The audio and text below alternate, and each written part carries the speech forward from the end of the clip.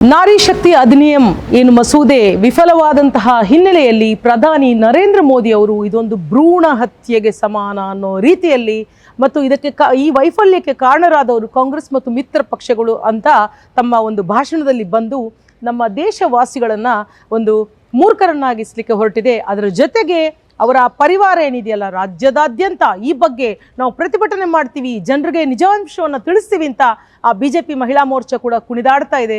ಈ ಸಂದರ್ಭದಲ್ಲಿ ನಾಡಿನ ಜನರಿಗೆ ಸತ್ಯವನ್ನು ಹೇಳಬೇಕಾಗಿರೋದು ನಮ್ಮ ಕರ್ತವ್ಯವಾಗಿದೆ. ಕಾಂಗ್ರೆಸ್ ತನ್ನ ಜೀವಮಾನದುದ್ದಕ್ಕೂ ಮಹಿಳೆಯರ ಒಂದು ಹಕ್ಕುಗಳಿಗೋಸ್ಕರ ಆತ್ಮಸಮ್ಮಾನಕ್ಕೋಸ್ಕರ ಹಲವಾರು ಕಾಯ್ದೆಗಳನ್ನು ಹಲವಾರು ಕಾನೂನುಗಳನ್ನು ಮತ್ತು ಕಾರ್ಯಕ್ರಮಗಳನ್ನು ತರ್ಕೊಂಡು ಬಂದಿದೆ. ಪ್ರಧಾನವಾಗಿ ವಿಧಿ 14 ಮತ್ತು ವಿಧಿ 15 ಸಂವಿಧಾನದಲ್ಲಿ ಅನುಷ್ಠಾನಗೊಳಿಸುವುದರ ಮೂಲಕ ಸೇರಿಸುವುದರ ಮೂಲಕ ಮಹಿಳೆಯರಿಗೆ ಲಿಂಗ ತಾರತಮ್ಯದ ವಿರುದ್ಧದ ಒಂದು ಹಕ್ಕನ್ನು ನೀಡಿದೆ. ನಂತರದಲ್ಲಿ ಹಿಂದೂ ವಿವಾಹ ಕಾಯ್ದೆಯನ್ನು ತಂದಿತ್ತು. ಅದರ ನಂತರದಲ್ಲಿ 1961ರಲ್ಲಿ ವರದಕ್ಷಿಣೆ ನಿಷೇಧ ಕಾಯ್ದೆಯನ್ನು ಜಾರಿಗೆ ತಂದಿತ್ತು. 1991-92ರಲ್ಲಿ ಸಂವಿಧಾನದ 72 ಮತ್ತು 73ನೇ ವಿಧಿಗಳಿಗೆ ತಿದ್ದುಪಡಿ ತಂದು ಸ್ಥಳೀಯ ಸರ್ಕಾರಗಳಲ್ಲಿ ನಗರ ಪಂಚಾಯತ್ ಆಗಿರ್ಬೋದು, ಗ್ರಾಮ ಪಂಚಾಯತ್ ಆಗಿರ್ಬೋದು, ಪಟ್ಟಣ ಪಂಚಾಯತ್ ಇವುಗಳಲ್ಲೆಲ್ಲ ಮೀಸಲಾತಿಯನ್ನು ಒದಗಿಸೋದ್ರ ಮೂಲಕ ಈ ದೇಶದಲ್ಲಿ ಲಕ್ಷಾಂತರ ಜನರಿಗೆ ರಾಜಕೀಯ ಪ್ರವೇಶಕ್ಕೆ ಒಂದು ರಹದಾರಿಯನ್ನು ತೆರೆದುಕೊಟ್ಟಿದೆ.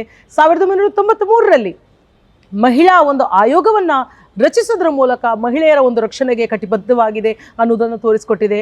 2005ರಲ್ಲಿ ನಮ್ಮ ಮನಮೋಹನ್ ಸಿಂಗ್ ಸರ್ಕಾರ ಕೌಟುಂಬಿಕ ದೌರ್ಜನ್ಯ ನಿಷೇಧ ಕಾಯ್ದೆಯನ್ನು ಜಾರಿಗೆ ತಂದಿತ್ತು.